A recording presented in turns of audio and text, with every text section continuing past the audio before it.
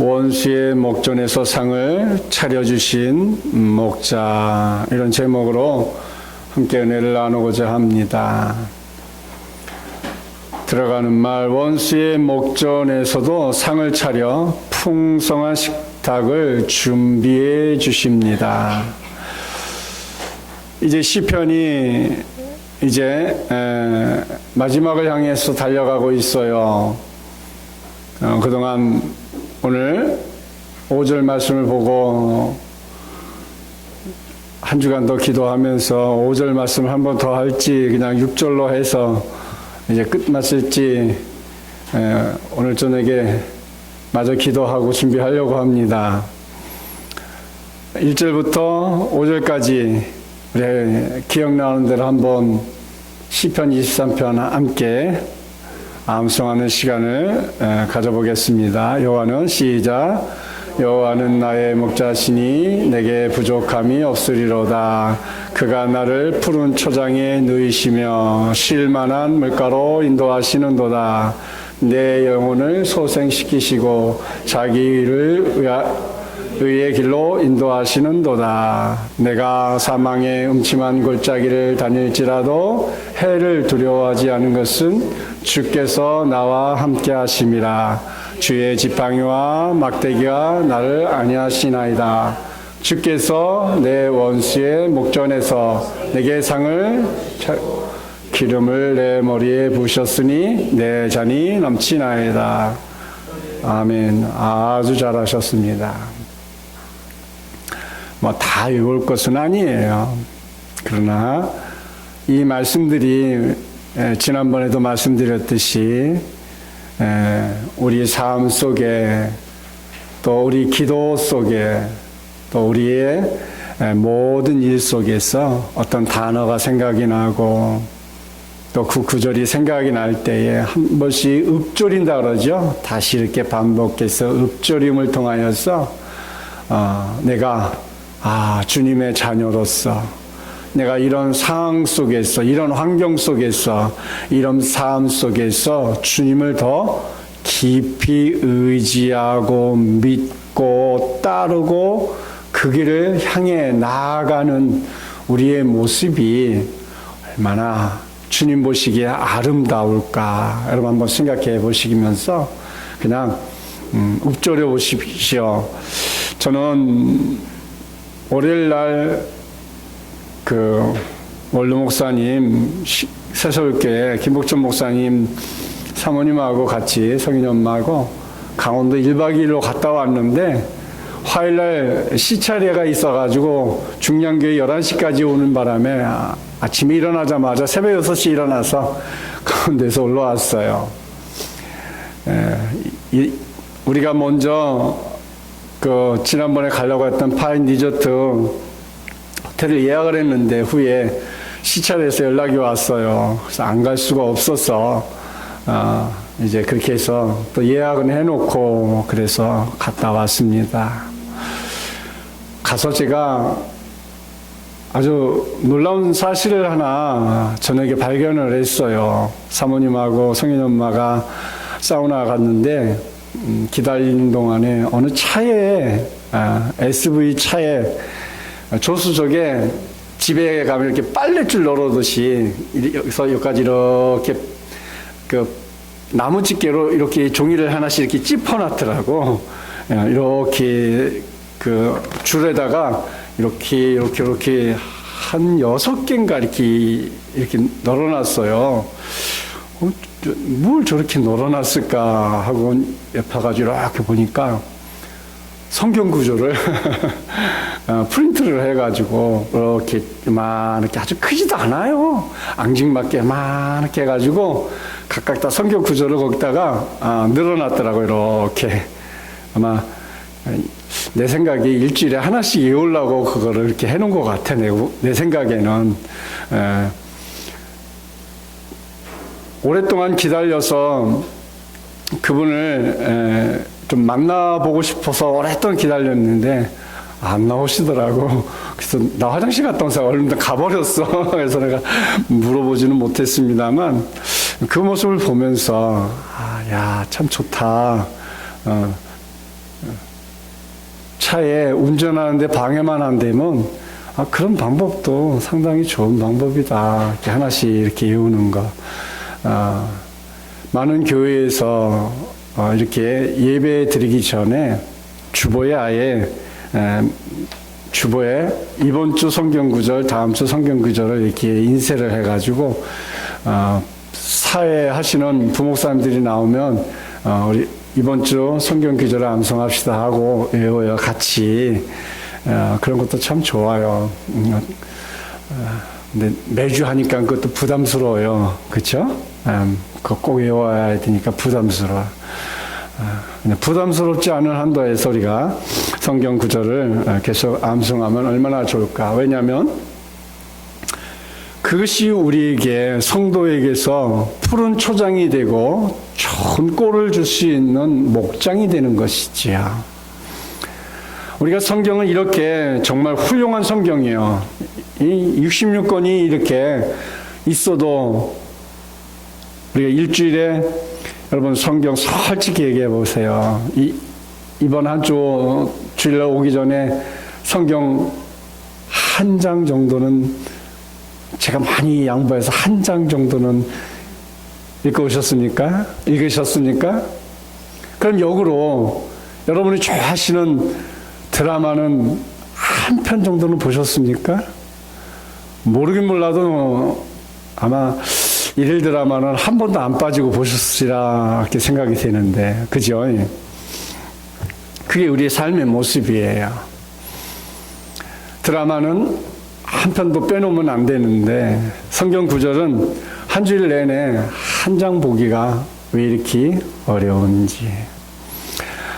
근데 그것도 사실은 방법은 없는 게 아니더라고요. 어떤 분은 아예 그냥 차를 타면 차에서 핸드폰을 통해서 블루투스로 돼가지고 그냥 성경이 계속 이어서 나오게끔 아예 그렇게 해가지고 다니는 분도 있고, mp3를 아예 그냥 복음성가는 하나도 안 넣고 성경 66권을 다 넣었다 그러더라고요. 이야, 대단하다. 그러니까 아예 복음성을 듣는 게 아니라 성경 말씀을 내가 앉아서 차분하게 읽을 수 없으니까 그냥 아예 차를 타면 시동만 키면 무조건 그냥 성경이 주르륵 나오게 하고 있는, 야, 참 세상이 좋다. 디지털 시대를 사는 사람들의 어떤 모습이다. 지하철을 타면 열심히 게임하고 또 네이버나 다음이나 구글이나 이런 데서 하루에 뉴스를 보는 사람이 있는가 하면 열심히 거기서 또 성경을 보는 사람들도 있어요. 그런 모습은 그게 역시 푸른 초장이다. 그것이 우리에게 양식을 공급해주고 우리의 삶을 더 풍요롭게 해줄 수 있는 하나님의 축복의 동산이 멀리 있는 것이 아니고 내 가까이에 있다라는 것을 느끼게 합니다. 그래서 목자는 풍성한 초장을 찾아서 양들을 산 정상으로 인도한다고 했습니다. 푸른 초장을 찾은 목자는 곧바로 양들을 초장에 들여보내지 않습니다. 왜냐하면 이 푸른 초장 안에는 수많은 악한 것들이, 원수들이 도사리고 있습니다. 양을 보호하기 위해서 목자는 먼저 그 숲속에 무엇이 있는지 먼저 점검하고 또 그 원수들, 사단들을 먼저 내쫓습니다. 그리고 그 풍성한 꿀을 양들에게 먹입니다. 첫째로 풍성한 꿀이 있는 곳에는 독초가 섞여 있기 때문입니다. 독초를 제거하지 않고 양들을 초장에 먹게 하면 독초를 먹은 양들은 죽을 수 있습니다. 그러므로 목자는 여기저기에 산재해 있는 독초를 깨끗이 제거합니다. 풀 속에 독초도 있고 풀 속에 아주 독을 가지고 있는 그런 뱀이나 또 살무사 같은 정말 코브라와 같은 그런 풀 속에 숨어 있기 때문에 양들은 아무것도 모르고 그저 입을 대서 풀을 막 뜯어먹는데 이 뱀들이 양들의 어디를 물까요? 코와 이 목젖을 물어버리면, 코나 목젖을 물어보면 부어버려요. 독으로 인해서. 그러면 호흡이 곤란하고 좋은 풀이 있어도 뜯어먹지 못하니까 양들이 고통을 당하고 심하면 죽기까지 있다는 거예요. 세상의 초장은 이렇게 독초가 많이 있기 마련입니다. 에덴 동산에도 세상에 있는 동산이기 때문에 100% 안전한 곳은 결코 아닙니다. 거기에 생명나무와 선악과가 같이 있었어요. 그래서 아담과 하와에게 하나님은 에덴 동산에 그 선악과를 따먹지 말라 했습니다. 그런데 사단의 꼬임에 그만 아담과 하와는 선악과를 따먹고 말았습니다. 그래서 인류가 이제 죄 가운데 머무게 된 것이죠. 작은 두 번째로 푸른 초장 안에는 독벌레들이 도사리고 있습니다. 초장에도 독벌레가 도사리고 있지요. 풍성한 말씀이 있는 곳에 반드시 사단의 역사는 함께 있어요. 풍성한 기도의 응답이 있는 초장에 사단의 역사가 있음을 우리에게 보여주는 것이죠. 사단은 말씀과 기도 속으로 오는 양들인 우리를 어떻게 하든지 우리를 방해합니다. 예수님께서는 이 세상의 독벌레와 독초를 제거하기 위해서 자신을 십자가에 못 박아 희생하였습니다. 예수님께서 우리를 위해서 십자가에 못 박혀 죽으심으로 우리에게 구원을 주셨고 하나님의 자녀 삼아 주셨고 천국의 백성 삼아 주었습니다. 사단은 말씀과 기도 속으로 오는 양들인 우리를 어떻게 하든지 방해를 합니다. 주님께서는 이 세상의 독벌레, 독초를 제거하기 위해서 자신을 십자가에 못 박아 희생하였습니다. 저는 어렸을 때 부모님 따라서 논에 밭에 잘 나갔습니다. 근데 논과 밭에 갔다가 오면 꼭 뭐에 물려가지고 와가지고 굉장히 가려워가지고 고통을 당해요. 처음엔 그게 뭔지 몰랐는데 이런 콩밭에 가보면 송충이보다는 좀 큰 벌레들이 있는데 이건 건드리면 살에 닿으면 굉장히 가려워요. 아주 참을 수 없을 정도로. 그런 거 경험 안 해보셨어요? 나만 해본 것 같아가지고 그게 물리면요 언제 물렸는지도 몰라요. 분명히 그게 이렇게 풀 사이로 지나다니다가 아마 그 손에 묻었나 봐요. 며칠씩 가려운지 몰라요. 너무너무 가려워요. 풀 속에는 이렇게 독초뿐만 아니라 독벌레도 있고 또 이제 팔레스타인 목장에는 코브라나 살모사 같은 풀을 뜯어먹는 양의 코로 습격하는 이런 짐승들도 있다는 것이지요. 그래서 이 살모사나 코브라를 완전히 제거하지 않는 양들이 입을 물리고 코를 물리고 이 목젖을 물림을 통하여서 이제 호흡이 곤란하고 풀을 뜯어먹기에 어려움을 당한다고 합니다. 주의 말씀을 먹되 맛있게 먹지 못하는 신자는 코브라에 물린 신자와 같은 것이죠. 그래서 독을 빼고 말씀을 맛있게 먹을 수 있도록 우리의 먹는 입으로 치료를 받아야 하는 것입니다. 감기가 걸리면 유난히 이게 목이 붓는 사람들이 있지요. 그런 사람들은 감기만 걸리면 뭘 못 먹어요. 물 한 모금도 넘기기가 굉장히 힘들어요. 그런 사람들처럼 양들도 목이 부으면 얼마나 먹는데 힘이 들겠어요.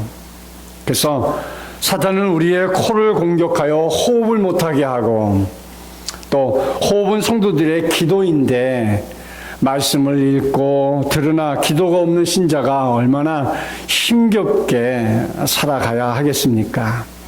첫째로, 언제나 풍성한 잔치상을 준비하는 목자입니다. 시편 23편 5절 말씀해 보니까 주께서 내 원수의 목전에서 내게 상을 차려주시고 기름을 내 머리에 부으셨으니 내 잔이 넘치나이다. 내게 상을 베푸시고 그랬어요. 가정에서 먹는 식탁은 참 맛있어요. 그렇죠? 오늘 아침에도 저는 맛있는 아침 식사를 하고 왔습니다. 교회도 오니까 맛있는 샌드위치도 준비되어서 또 그것도 한쪽 먹었어요. 너무 맛있더라고요.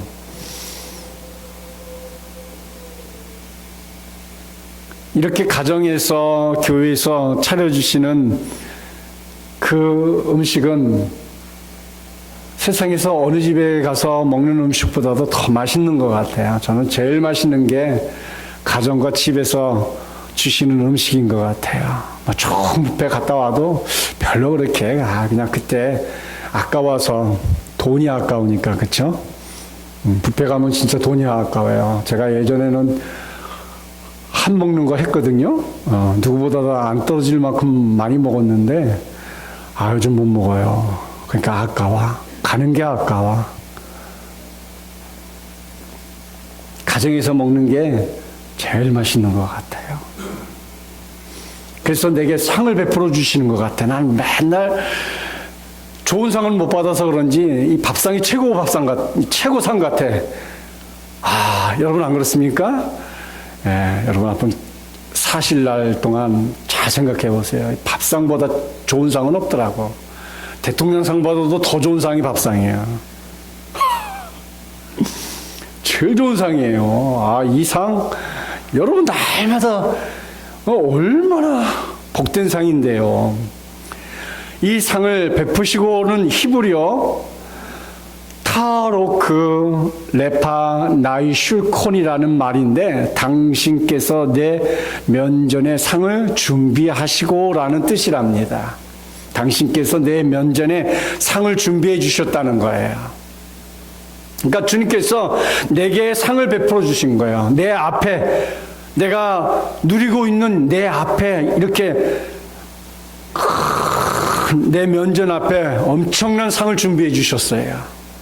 그러니까 양이 얼마나 좋겠어요. 내 앞에 이렇게 푸른 초장이, 그냥 끝도 갓도 없이 푸른 초장이 쫙 널려 있으니 안 먹어도 배부를 것 같아요.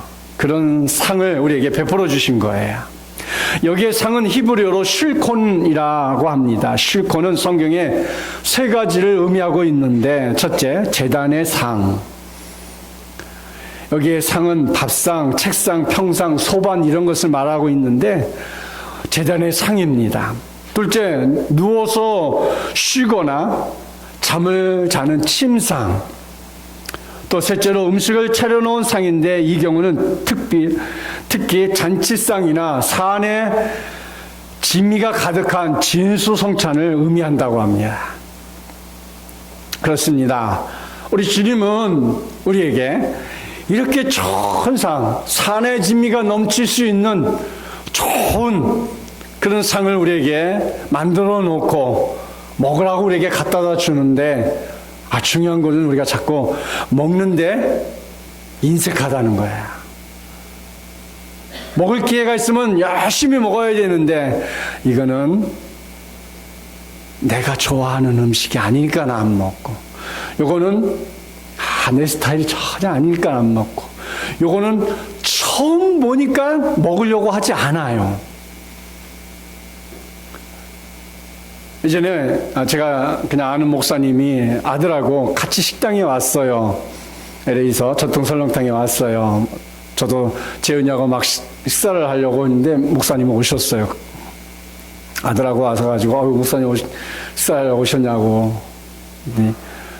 의외로 설렁탕을 시키시더라고요. 그래서, 설렁탕을 잘 먹나 보죠. 했더니, 우리 집 명언이 하나 있는데,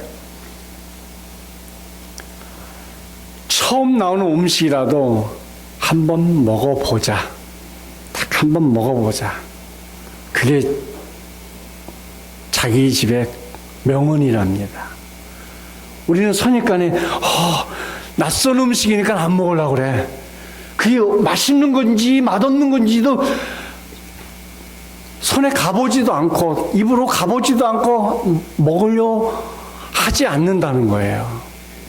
한번 먹어보고 괜찮네 그러면 먹는 거고, 한번 먹었는데 아니다 그러면 그 다음에 안 먹으면 되는 거라는 거야. 선입관을 버리자는 거예요. 굉장히 중요한 거예요. 그래서 첫째로 목자는 양을 위해 항상 최고의 꼴과 생수를 준비해 주십니다. 잔치상 그러면 여러분 무엇이 생각이 나요? 잔치상 그러면 여러 음식들. 언젠가 우리 백민지 선생님이 직장에서 너무 맛있는 것들이 막 나온다는 거예요. 그래서 안 먹어야 되는데 자꾸 손이 간다는 거예요. 맛있는 게 너무 많이 나오니까. 잔치상에는 뭐가 많아요? 먹고 싶은 것들, 평소에 먹고 싶었던 거, 평소에 못 먹었던 거, 새로운 것들 많이 나와 있어요. 생각만 해도 막 군침이 돌 처럼 맛있는 것들이 많잖아요. 풍성한 식탁이 준비되어 있어요. 목동들은 높은 산 정상에 평평하고 넓은 초원에 양들을 위한 식탁이 준비되어 있습니다. 주로 여름 목장이 산 위에서 이루어진다고 말씀드렸습니다. 그러므로 올라가기가 매우 힘들어도 여름 목장을 위해서 산 정상으로 올라갑니다. 목자는 이른봄 남보다 먼저 그곳에 출발하여서 도착하여서 좋은 꼴을 먼저 선점을 합니다. 좋은 꼴을 준비하기에 여기에 작은 첫째로 여기저기에 소금과 무기물들을 많이 쌓아놓는답니다. 소금과 무기물들을. 또 두 번째로 최적지에 휴식처를 또 준비해 놓는다고 합니다. 또 세 번째로 독초를 다 뽑아서 제거해 놓는다고 합니다. 네 번째로 웅덩이와 샘을 깨끗하게 청소해 준다고 합니다. 왜냐하면 인간이나 짐승이나 다 소금이 필요해요. 그렇죠? 그래서 소금과 무기물 쌓아놓고 또 먹으면 하루 종일 뜯어먹는 게 아니라 한낮에는 너무 더워서 양들도 지쳐서 그늘이 필요해요. 그래서 휴식처가 필요합니다. 또 아무리 좋은 풀이 널려 있다 할지라도 거기에는 반드시 독초가 있어요. 그 독초들을 조금 먹으면 괜찮겠지만 많이 먹으면 아무래도 입이 마비가 되고 또 입맛을 잃게 되면 결국 다음 풀을 뜯어 먹을 때 양들이 게을러지고 식욕이 떨어짐을 통하여서 살찐 양을 만들 수 없어요. 뿐만 아니라 웅덩이와 샘을 깨끗하게 청소하는 거죠. 좋은 물을 먹여야 되니까. 오염되지 않은 물을 먹여야 하니까. 이렇게 최고급의 식탁을 준비하기 위해서 목자는 눈물겨운 헌신과 노력과 수고와 피땀을 흘려서 이렇게 좋은 목장을 준비해 줍니다. 자, 두 번째로 인생은 매일매일 하나님의 섭리의 식탁에서 그 풍성한 축복을 누리며 살아가야 합니다. 오늘 풍요로움이 나의 노력이나 나의 재주의 결과가 아니라 하나님께서 준비해 주신 풍성한 식탁임을 우리는 깨닫게 되어야 합니다. 지금도 세계 도처에서 정말 이 빵 한 조각 때문에 죽어가는 어린 생명들이 너무 많다는 거예요. 여러분, 제가 좀 찾아봤어요. 세계 도처의 식량이 모자라서 하루에 400만 명의 어린이가 굶어 죽어가고 있다는 거예요. 400만 명이. 전 세계 400만 명이. 세계 5세 미만의 아이들이 질병으로, 굶주림으로 죽어나가는 숫자입니다. 그 중에 자신이 태어난 날 200만 명이 죽고, 또 어린아이들이 사망하며 400만 명의 아이들은 태어난 지 한 달 안에 목숨을 잃는다고 해요. 인터넷에서 제가 찾은 것이니까 아마 틀리지 않을 것입니다. 우리는 이렇게 성경을 통해 기근과 실패와 가난 속에서 하나님의 은혜와 사랑의 역사로 풍성한 잔치상을 받는 장면을 여러분 상상해 보시길 바랍니다. 하나님께서 풍성한 잔치상을 우리에게 날마다 차려주시는데, 한쪽에서는 음식을 막 어마어마하게 막 버리고, 한쪽에서는 정말 먹을 것이 없어서 영양실조로 굶어 죽는 현상이 일어나고 있지 않습니까? 오늘 아침에도 차를 타고 오면서 김경재 지사님 그런 얘기를 했어요.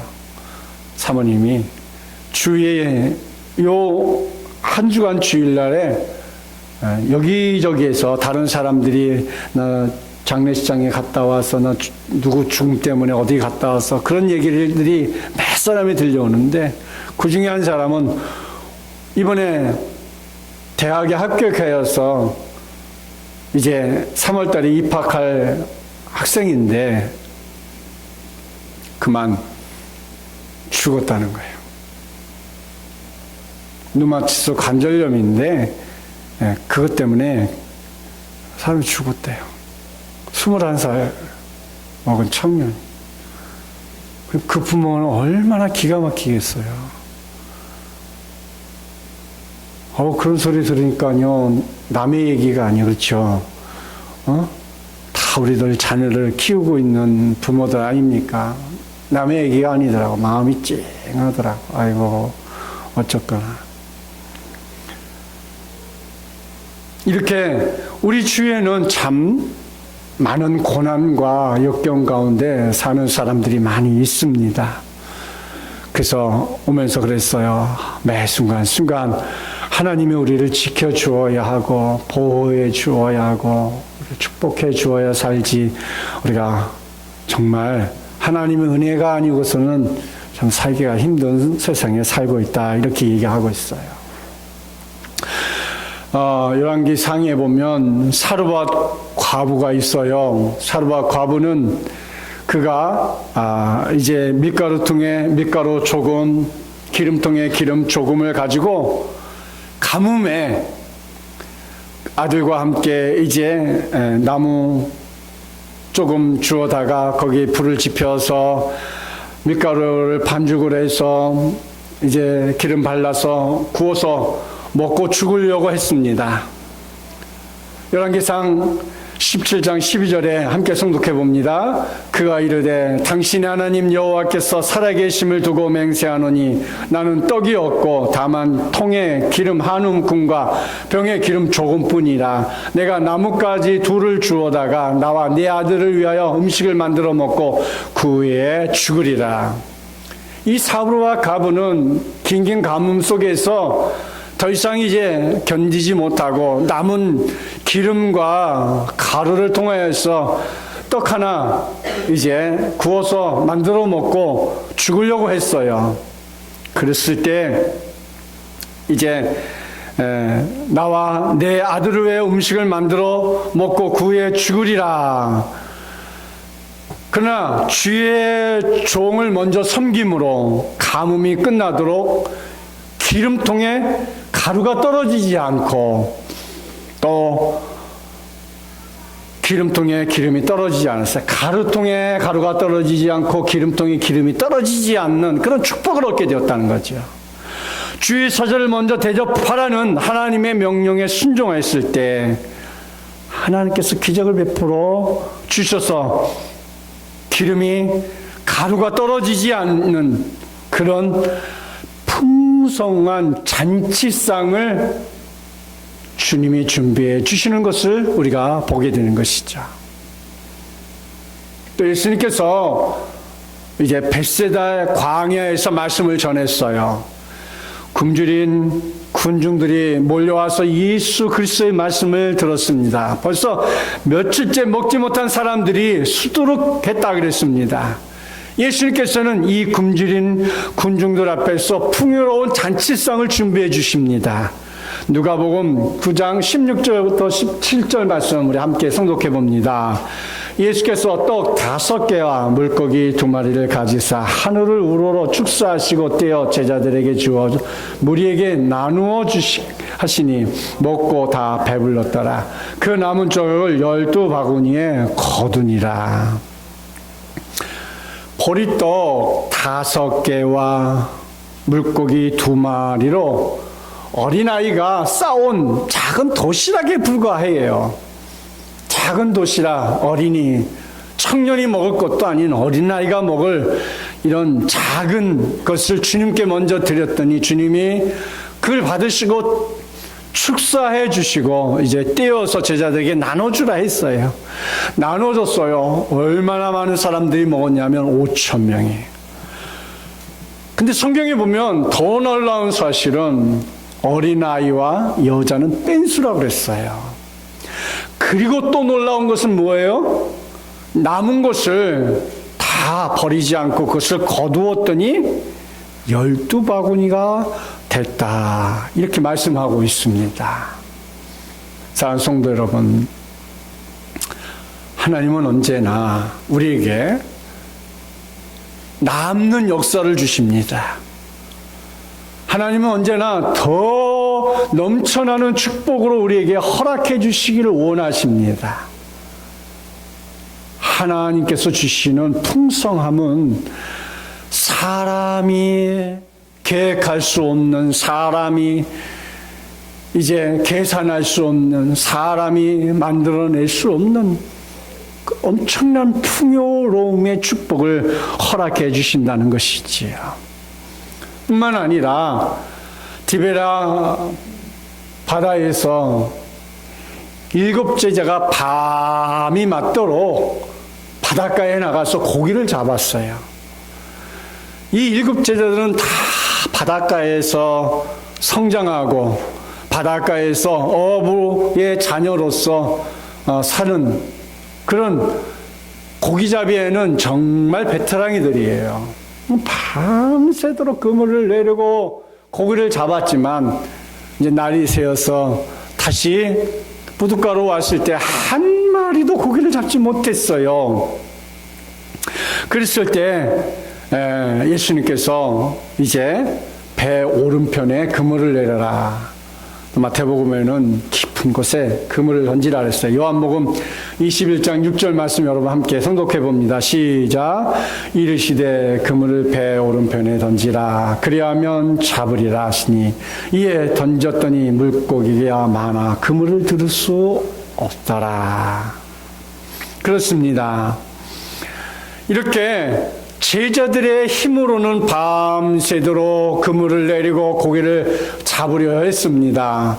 한 마리도 잡지 못해서 지치고 피곤하여서 정말 밤새도록 얼마나 힘겹게 그물을 내리고 또 그물을 걷고 이 하는 일들이 쉬운 일이 아니에요. 굉장히 어려워요. 힘들어요. 그런데 배 오른편에 다시 그물을 내리라고 말씀하셨을 때 그들은 말씀에 순종하여서 그물을 던졌더니 얼마나 많이 있으면 그물을 들을 수 없다라는 것은 이제 그물을 찢어지기 일보 직전에 얼마나 많은 고기가 그 안에 들어왔으며 그래서 요한복음 21장 13절 말씀에 이렇게 얘기했죠. 예수께서 가셔서 떡을 가져다가 그들에게 주시고 생선도 그와 같이 하시니라. 이제 고기를 다 끌어들여서 자기 배에는 다 할 수 없어서 친구 배까지 이제 동료 배까지 불러서 함께 나누어 싣고 와서는 예수님께서 주시는 이제 떡과 생선을 아침을 함께 먹는 모습입니다. 예수님은 밤새도록 힘들게 일한 제자들에게 떡과 생선으로 제자들을 배불리 먹여주시고 사명을 갖게 해주었습니다. 얼마나 예수님은 훌륭한 잔치상을 우리에게 베풀어 주시는 거예요.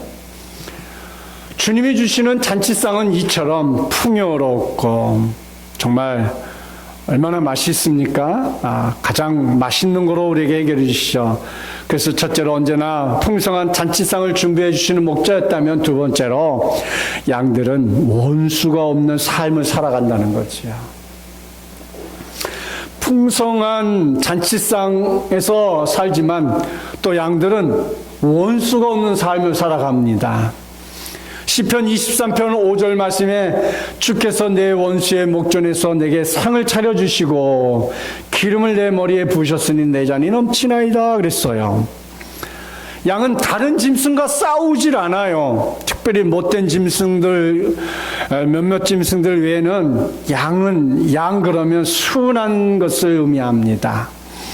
양은 잡아먹으려는 원수들은 있으나 양에게는 원수가 없다는 거예요.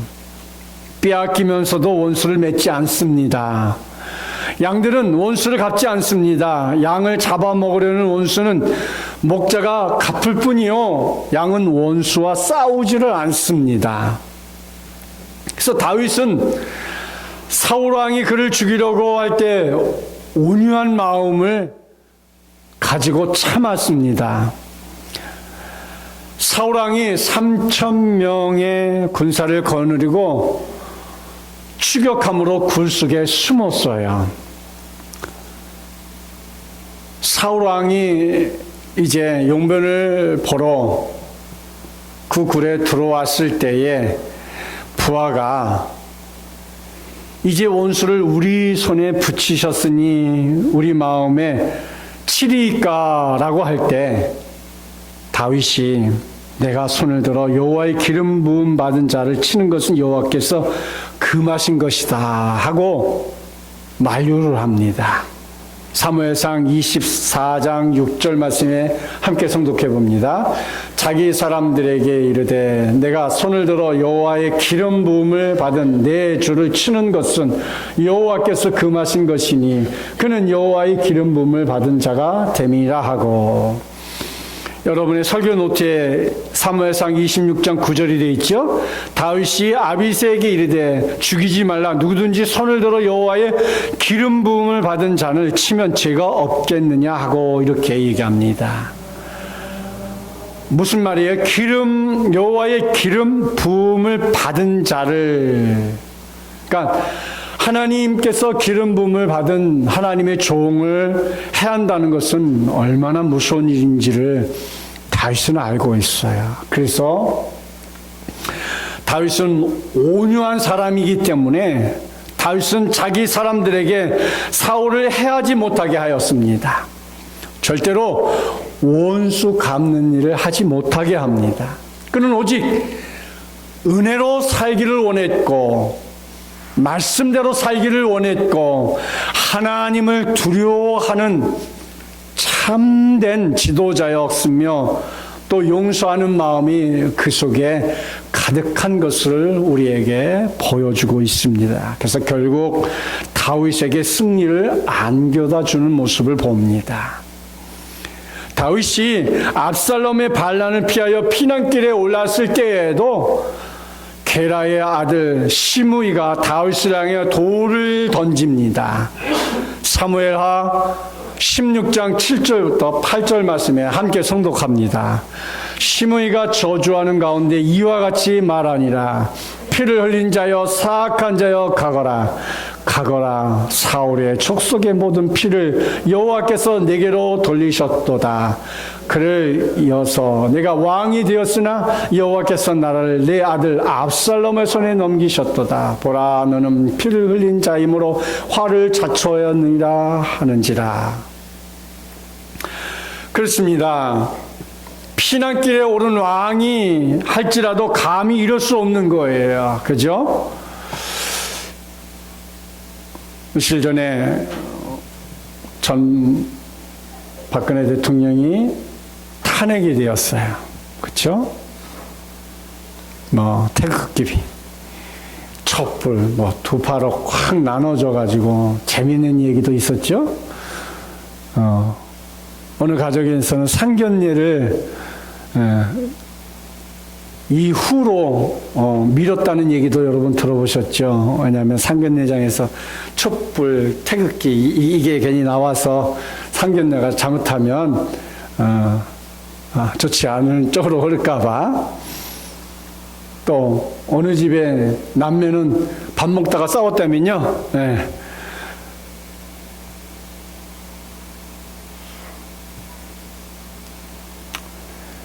그러면 목사님, 여러분 질문할 거예요. 목사님, 그러면 목사님은 태극기 편이에요? 촛불 편이에요? 그렇죠? 여러분 묻고 싶죠? 제가 가르쳐 줄게요.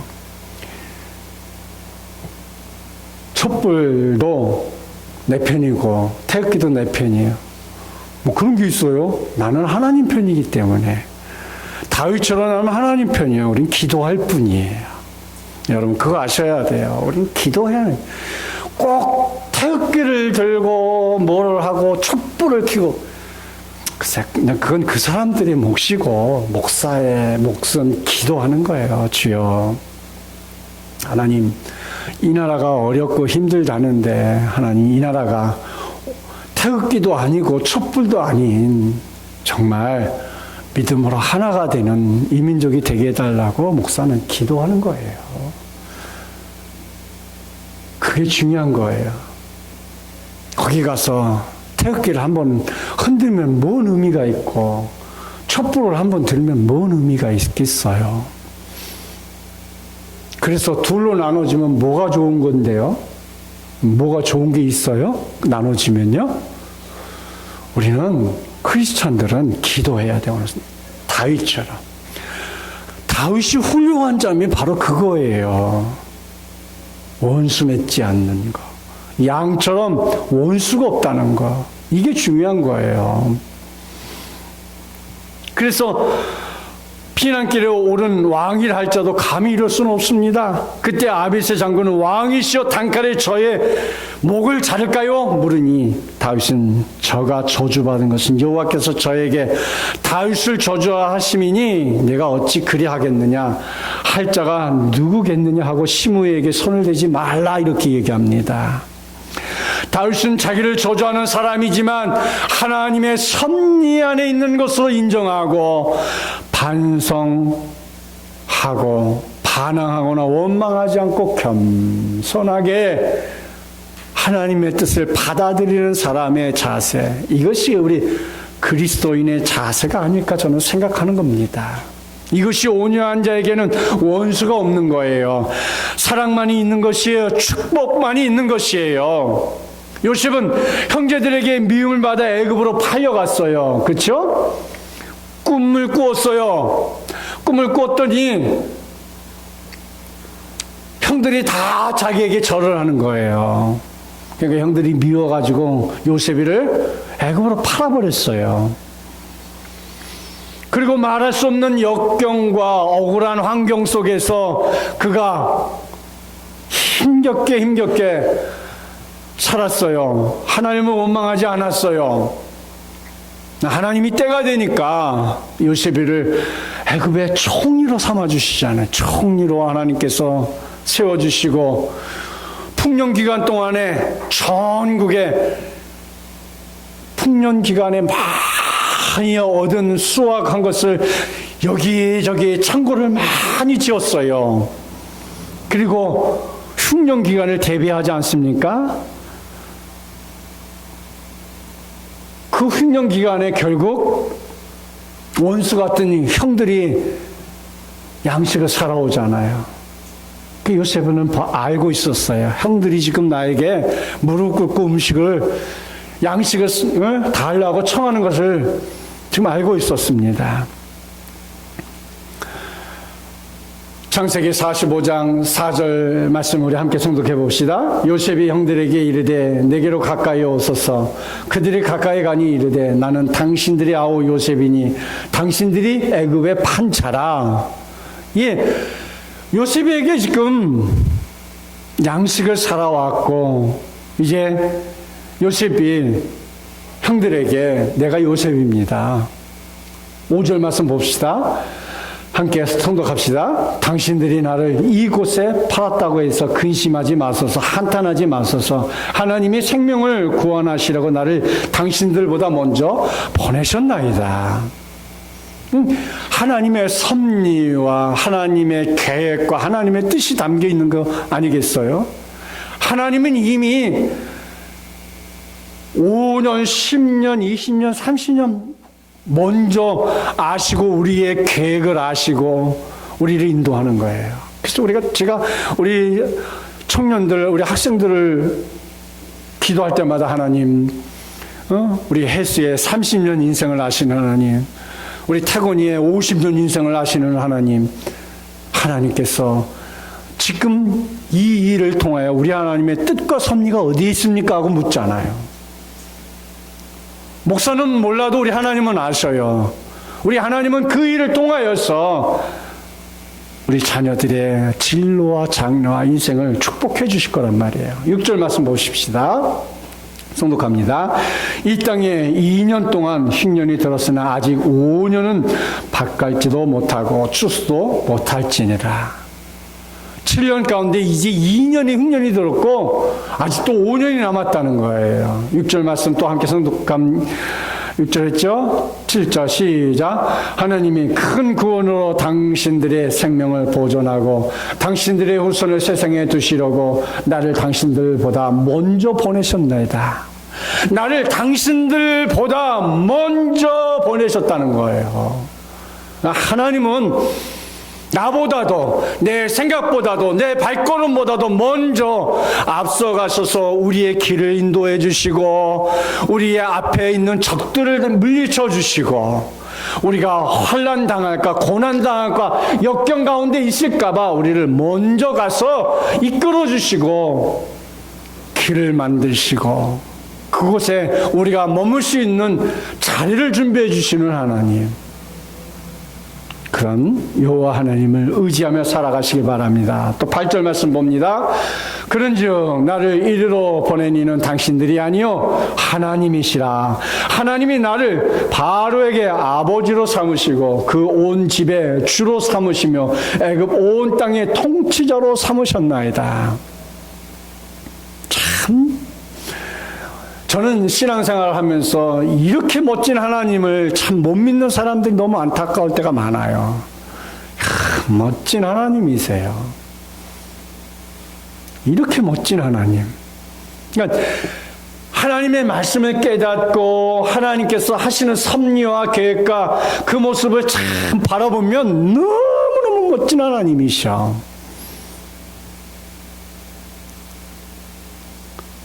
에이, 목사님이 하나님만 그런가 보죠. 나의 하나님은 안 그런 것 같아요.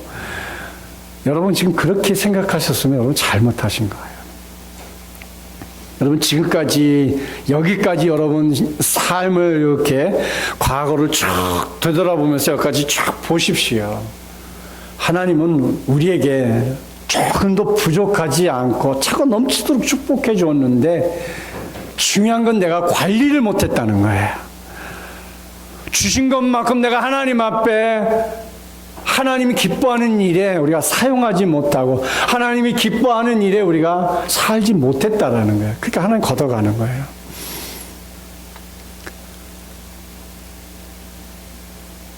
우리가 태어날 때 다 부모님으로부터 완벽한 사람으로 이 땅에 태어났단 말이에요. 근데 내가 내 몸을 함부로 하니까 내 몸에 질병이 생기는 거고 내가 그것을 잘 관리하지 못하니까 힘든 거예요. 관리만 잘하면 누구보다도 건강한 사람이에요. 지금은 100세 시대라는 말이 여러분 실감 났습니까? 주위에서요, 연세를 물어보면 70이요, 80이요, 90 이런 어르신들이 너무 너무 많이 계셔요. 우리 유영용 권사님도 80이시세요. 우리 권사님 100세까지 사세요. 앞으로는 더 건강하셔서 100세까지 사세요. 예. 건강하게 100세. 건강 100세라 하잖아요.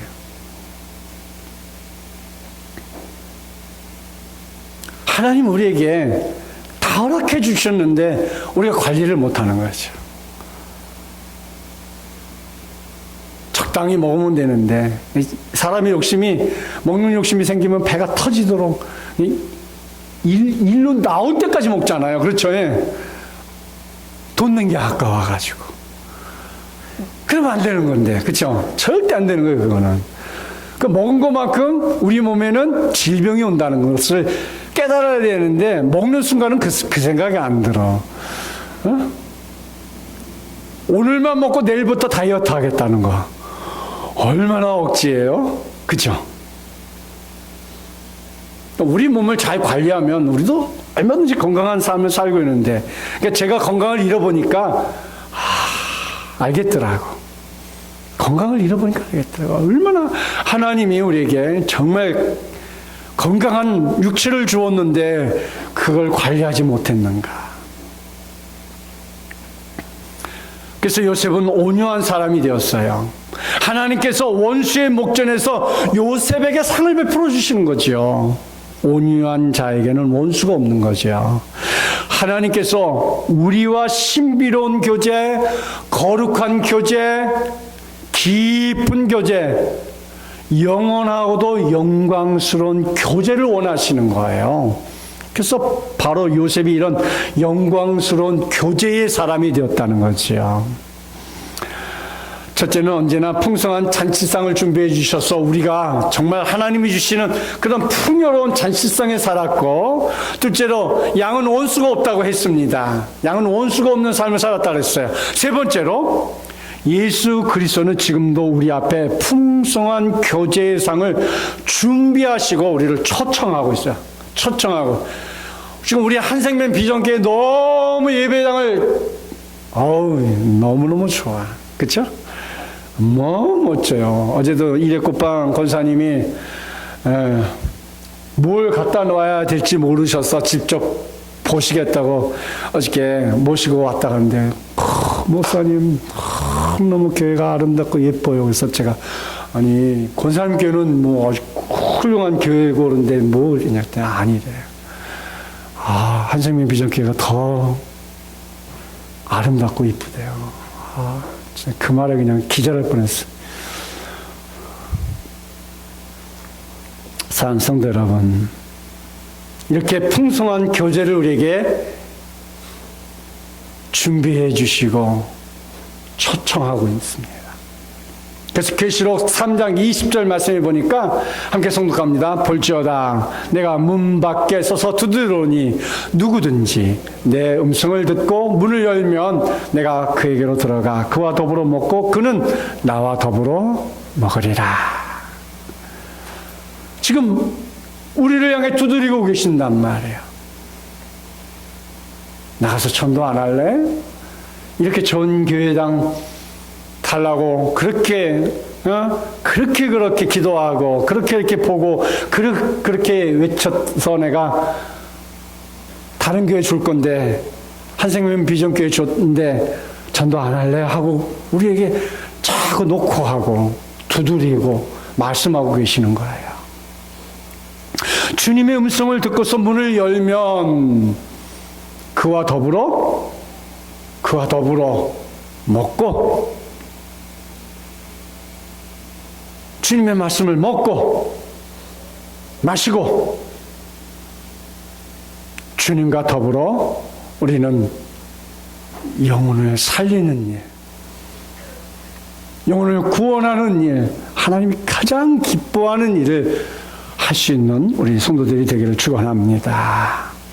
예수 그리스도와의 깊은 교제 속에 살아가는 성도는 그는 어떠한 고난과 역경과 환경 속에서도 기쁨으로 견딜 수 있는 것은 바로 우리 속에 주님과의 교제가 있기 때문에 그런 거예요.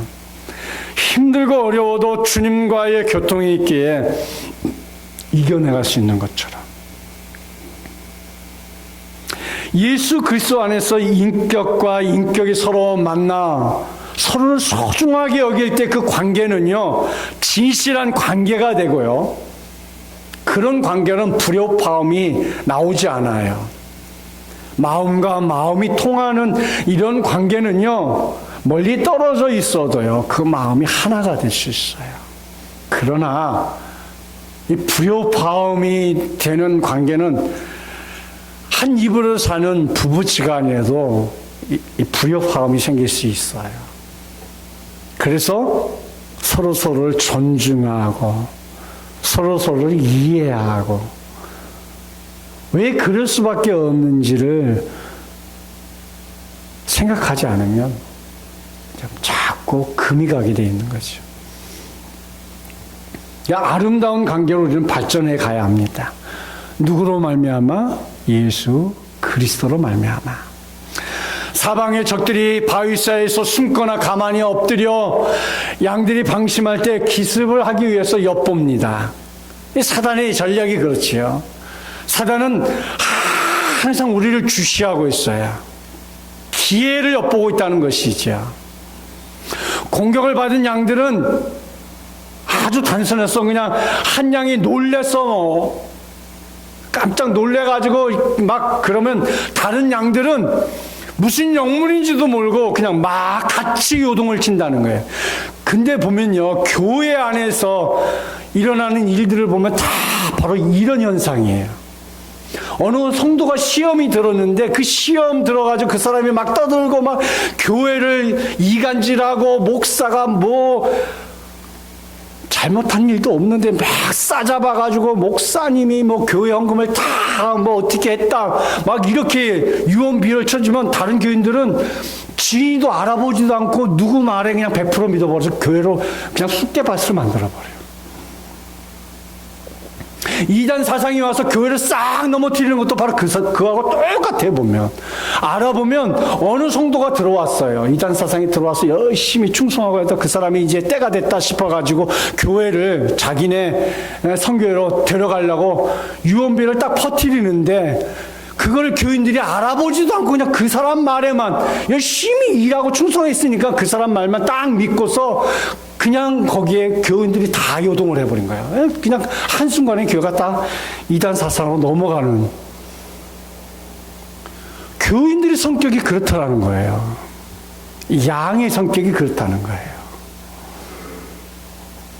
자기가는 똑똑하다고 생각하면서도 그런 때는 이상하게 이단 사상이나 내 마음에 시험이 들 때는 알아보지도 않아, 물어보지도 않아, 기도해보지도 않아. 그냥 거기에 휩쓸려서 한 양이 놀라면 모든 양이 놀래서 다 그냥 뿔뿔이 흩어지듯이 그렇다는 거예요.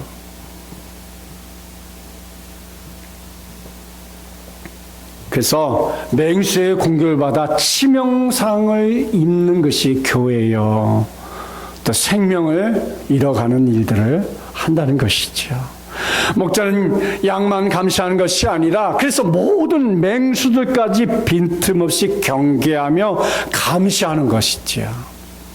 모든 맹수들이 지켜보는 앞에서 양들이 유유히 풀을 뜯으며 만족을 얻도록 목자는 잘 관리해야 하는 겁니다.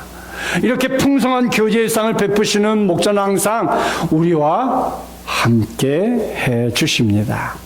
여러분, 시편 56편에 보면 그가 원수들에게 휩싸였을 때 체험한 삶의 고백이 시편 56편에 나와 있습니다. 이 말씀 속에 원수의 행동을 읽어볼 수 있어요.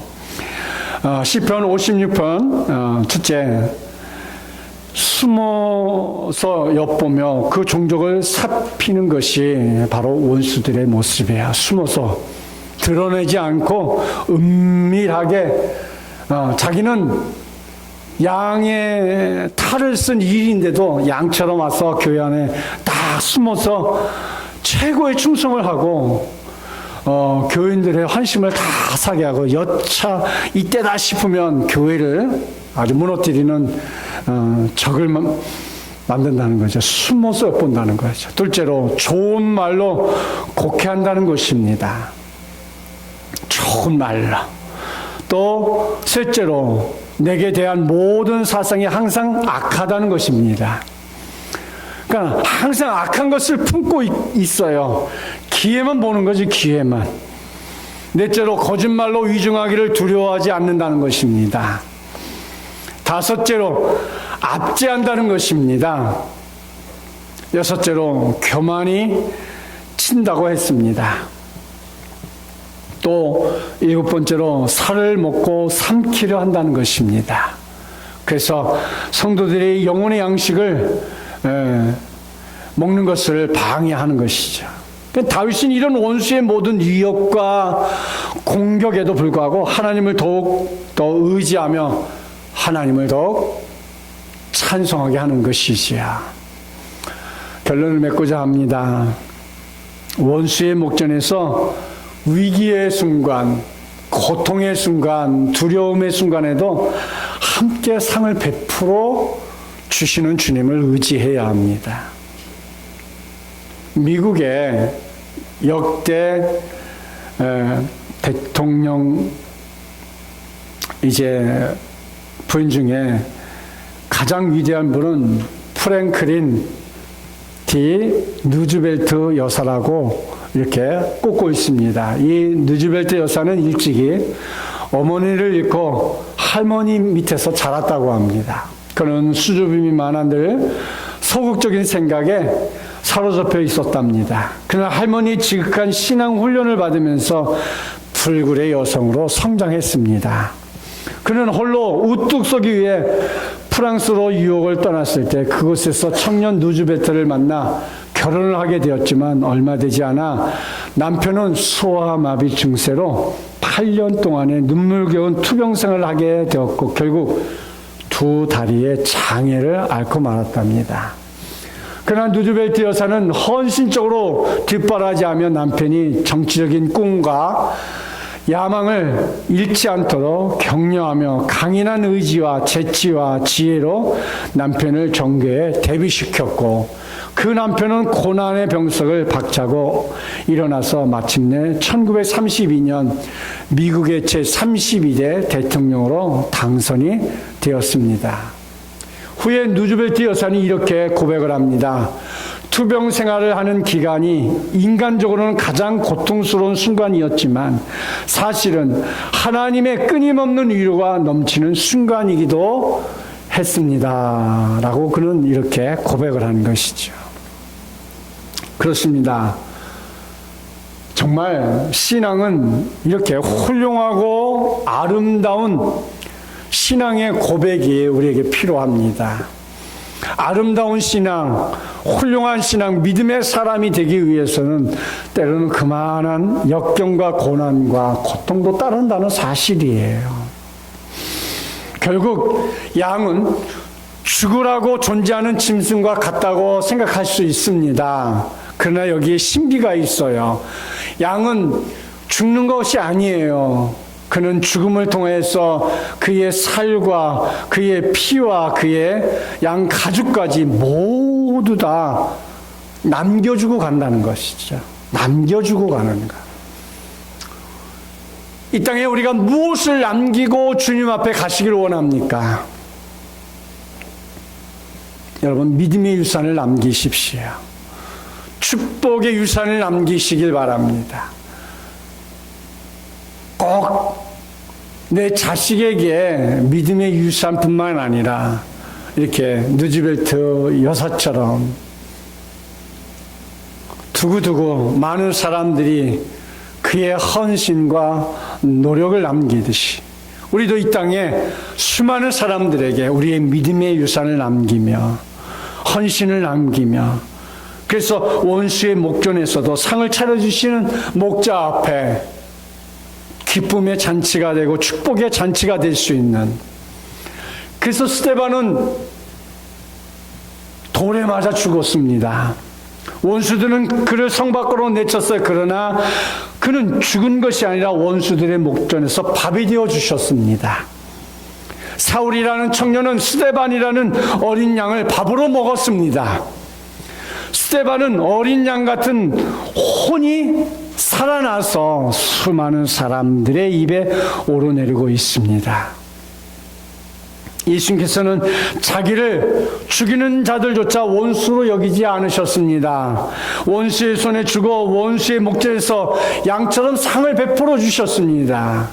그래도 십자가의 죽으심을 통하여서 인류를 구원해 주었고 우리에게 구원의 축복을 주셨으며 그 거룩한 희생이 여러분과 나에게 축복이 되었던 것입니다. 사랑하는 성도 여러분, 한 주간도 주님과 함께 주님이 주시는 상에서 풍성한 축복을 누릴 수 있는 거룩한 성도들이 되기를 축원드립니다.